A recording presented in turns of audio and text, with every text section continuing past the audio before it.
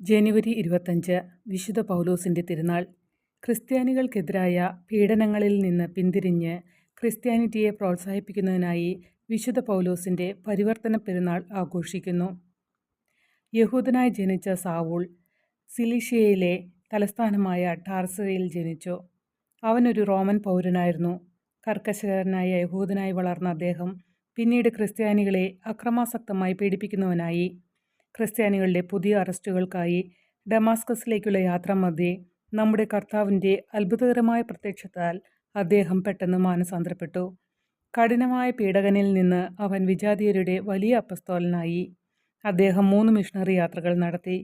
അത് അദ്ദേഹത്തെ ഏഷ്യ മൈനറിലെയും തെക്കൻ യൂറോപ്പിലെയും മഹത്തായ കേന്ദ്രങ്ങളിലേക്ക് എത്തിക്കുകയും നിരവധി മതപരിവർത്തനങ്ങൾ നടത്തുകയും ചെയ്തു.